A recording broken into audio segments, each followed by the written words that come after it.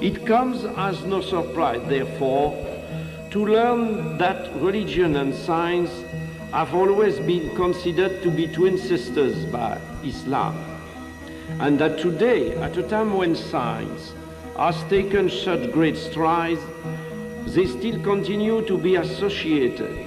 And furthermore, certain scientific data are used for the better understanding of the Quranic text.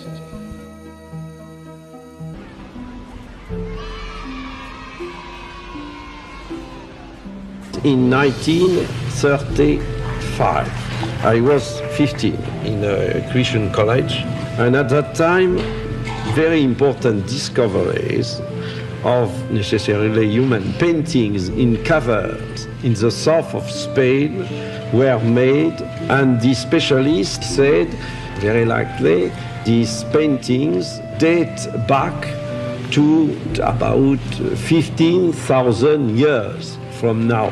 In my book of religious teachings, it was written that the first appearance of man on earth dated back to about 40 centuries before Jesus.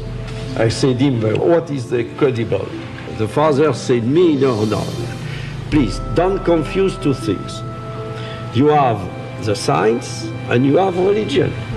If there is something which is not in accordance, it's the religion who said the truth. But I told him that it is impossible. It's a well-established fact. The first appearance of man on earth cannot be evaluated to this time. It is impossible. We were educated. Religion said something, and science said another thing. I said to myself, something is going wrong.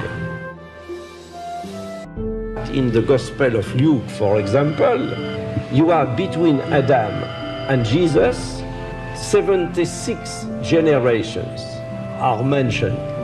That is not possible. Exegetes in Christian or Jewish communities think that the religious teachings were inspired to the author of the Bible, but considering the things which are not religious teachings, it's a fact that they wrote according to the ideas, superstition, myth of their time. When I was at that time in approximately in the 40s, received Muslim patients in Paris, and when I had the opportunity to speak with many of them concerning their religion. For me, originally, I thought that the Quran was the work of a man. I took the decision to learn Arabic in Paris. I was 50 exactly at that time.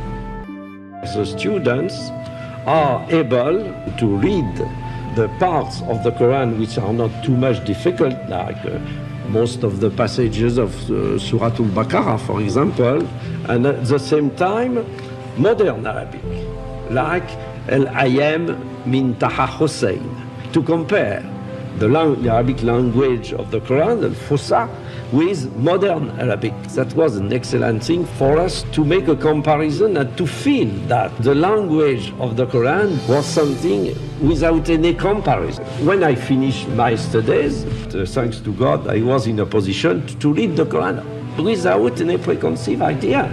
We, at the beginning, without at all a belief in the fact that the Quran might be the word of God. I took notice of a lot of verses. At the end, that was approximately between 150 and 200 verses, and gathered all these verses by discipline, by chapters, and I was extremely embarrassed. I said to myself, but it appears to me that it is impossible, considering what was the history of sciences, that a man would have written that almost 14 centuries ago. In 1976, for the first time, in a lecture at the French Academy of Medicine in Paris, the word Quran appeared. They were stupefied, and the question which was put was the following one: are you sure that the text of the Quran we have now is the text of the old times. I said them, go to our national library and you will be able to find all texts of the Quran of the 8th century of the Christian era. And you will be in a position to compare the text of that time and the text which is widespread now. This was not an objection, that was a question. This lecture has not have been forgotten. The book appeared in 1976, and now it is a bestseller in France. The 13th edition in French was in preparation, and I have received last year the Golden Book Award. The publisher sent me that last year they printed in French 140,000 copies, not including the pocketbook editions to be sent to foreign countries. You do not think that it is a belief in Islam which would have been as the starting point of the thing. Not at all. It is through scientific reasoning. I said the Quran cannot be the work of a man. It's a terrible thing when in your life, when you are almost 50, you have in your mind, you say, but maybe I am completely wrong about the Holy Scriptures, but it's terrible. Alors, I wanted absolutely to improve my knowledge concerning the Quran without any particular aim, not at all. As a medical doctor, particularly attracted to natural sciences and physiology, I must confess that in 1972, when I read the Quran in the original text for the first time, these data concerning man were those which impressed me most. And in view of the state of knowledge in Prophet Muhammad's day, it is inconceivable that many of the statements in the Quran which are connected with science could have been the work of any man. It is therefore perfectly legitimate not only to regard the Quran as the expression of revelation, but also to award it a very special place on account of the guarantee of authenticity it provides and the presence in it of reflection which, when studied today, appear as a challenge to human explanation. I suppose that my explanations are enough for everybody one who is objective and sincere to say the Quran cannot be the work of a man. Suppose I was born in a Muslim family. Suppose my name would be Mohammed Boukai instead of Mori's Boukai. Be sure that I would have been very proud of that. Do you imagine that I would have made such a work?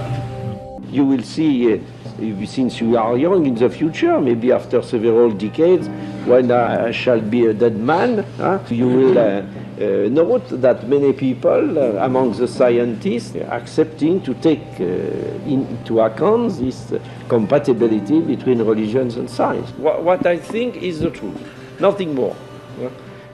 For the Bible, always for the Quran. But for the Quran, I see that I could not find something in contradiction with science.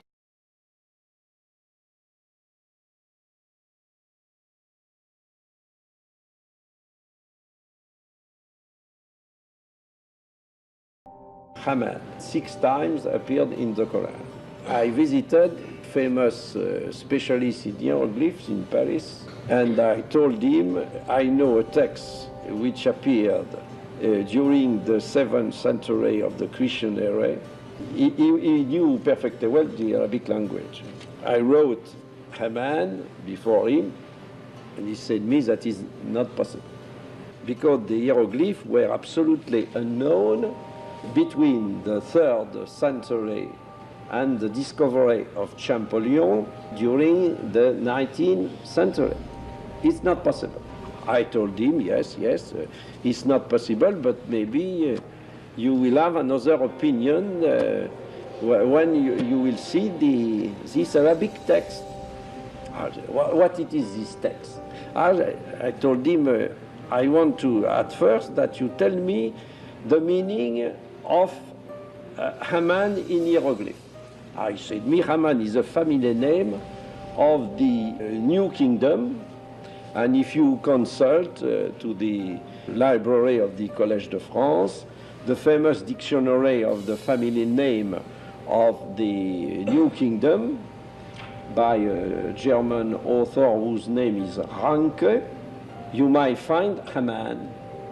And he said me, I do not remember exactly what was the profession of Haman, but the profession of Haman is indicated in this dictionary. I went to the library, and in the dictionary it was written, Haman, a director of the workers in quarries. That is to say, the man who was building with stones, of course, because at that time the great monuments were built with stone, not at all with wood. And so that you have in this dictionary of the hieroglyphic name the name of Haman, to whom the Pharaoh said, build the tower. And when I came back to this professor, this expert, and I said to him, have a look, and I opened the Quran before him, he was stupefied without any voice. I told him, like the Bible preserved the name of Ramesses, the Quran preserved the name of Haman. He was stupefied and he was without voice, and he said, maybe we might write something about that in the future, and unfortunately, 6 months later, he died.